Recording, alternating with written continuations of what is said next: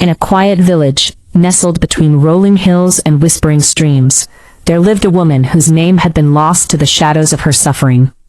For 12 long years, she had woken each day to the weight of her affliction, a relentless bleeding that betrayed her every breath. Her body, once a vessel of joy and vitality, had become a prison of pain and isolation. Each morning she would rise, and the moment she opened her eyes, her heart would sink, knowing that the cycle of despair would begin anew. As she sat in her dimly lit home, she often imagined what life might be like outside her walls. She would gaze through the small window and watch families bustling about, children's laughter ringing like music in her ears. The vibrant colors of the world outside contrasted sharply with the grayness that enveloped her life. Yet she remained invisible to the world, a ghost among the living, wrapped in layers of shame and loneliness. Her heart was heavy, burdened not just by her ailment, but by the relentless judgment of those who passed her by. They whispered among themselves, casting sideways glances, believing her suffering to be a punishment for sins unseen. Cursed, they would say, unclean.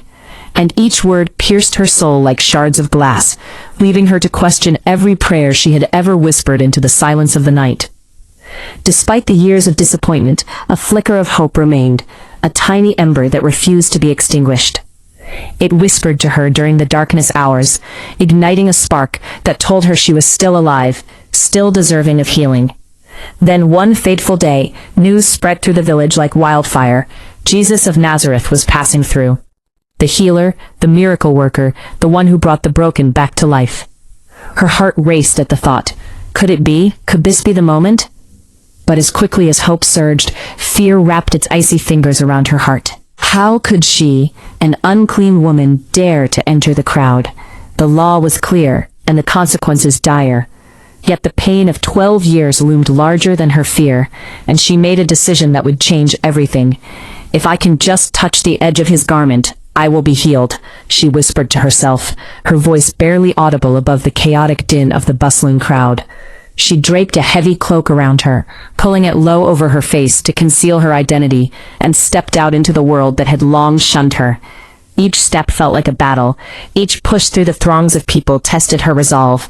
The noise was deafening. The bodies pressing in on her felt both suffocating and liberating. Finally, she caught sight of him, the man who had become a beacon of hope. As he walked past, surrounded by a throng of eager followers, she felt a surge of courage. She reached out, trembling, her fingers brushing against the hem of his robe. In that fleeting moment, the world around her faded away, and she experienced a power surging through her, healing her from the inside out. The bleeding stopped. Pain that had defined her existence vanished in an instant. But her victory was short-lived. As she attempted to slip back into anonymity, he turned, his voice cutting through the noise. "Who touched me?" Panic surged within her. Would she be cast out once more?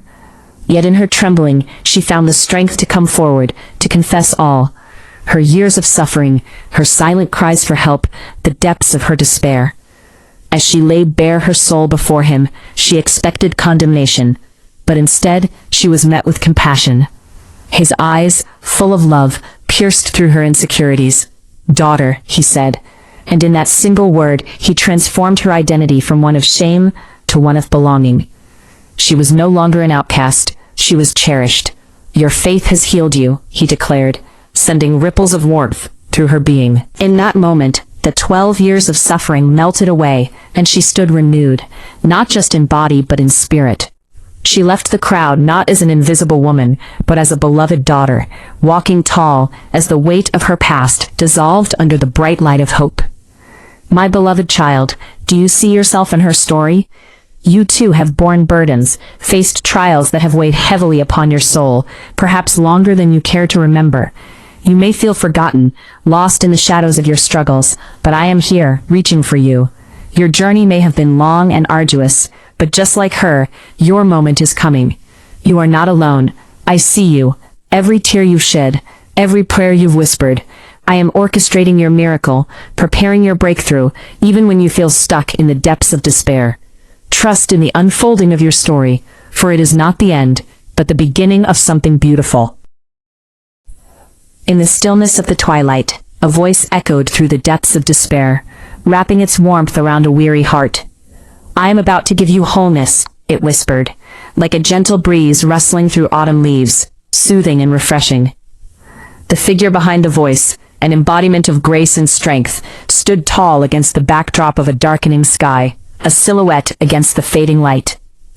As tears welled in the eyes of a solitary soul, 1,000 prayers hung in the air, each a plea for relief from the burdens of life. The weight of the world pressed down mercilessly, unpaid bills piled high, the relentless ticking of a clock marking moments filled with anxiety, and the suffocating silence of loneliness wrapped around them like a heavy shroud. Every late-night calculation and worry pressed deeper into their heart, threatening to extinguish the flickering flame of hope. But the voice continued, unwavering, stirring a flicker of faith within the darkness. "You see the mountain," it proclaimed. "I see the miracle." The promise wrapped around the soul like a warm embrace, igniting a spark of possibility. As the sun dipped below the horizon, the air thick with impending change, the heart began to listen, to believe. "You are my beloved child," it said, and in that moment, the weight of isolation lifted. In the crowded room of life, surrounded by faces that seemed distant, this presence saw beyond the surface. It recognized the quiet struggle, the hidden pain behind smiles. "I see you when you are smiling. I see you when you are crying. I see every version of you, and I love every version of you."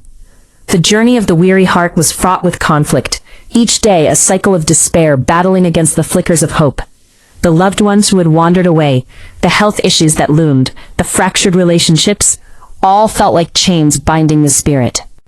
But the voice remained steadfast, reminding them of the strength found in vulnerability, the power of prayer, and the relentless pursuit of love.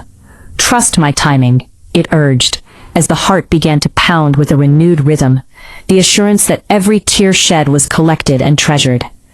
"Do not stop hoping. The breakthrough you are praying for is coming."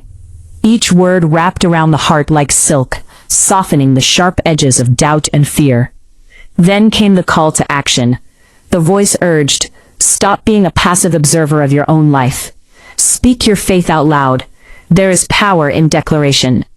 A wave of determination surged through the weary soul. With trembling hands and a racing heart, they typed the words, "Jesus, I trust your timing. My breakthrough is here." The act felt monumental, a bridge connecting the mundane to the miraculous. The heart opened, pouring forth the confessions of doubt, the cries for healing, and the longing for restoration. Each phrase became a thread woven into the tapestry of faith, binding the heart closer to the divine promise of hope. "I choose to believe that you are working all things together for my good." As the final words left their lips, an exhilarating transformation took place. The chains of despair began to break. The heart, once heavy with worry, now beat with the rhythm of faith and anticipation. The burdens felt lighter, and in the quiet of that sacred moment, a profound realization dawned. They were never truly alone.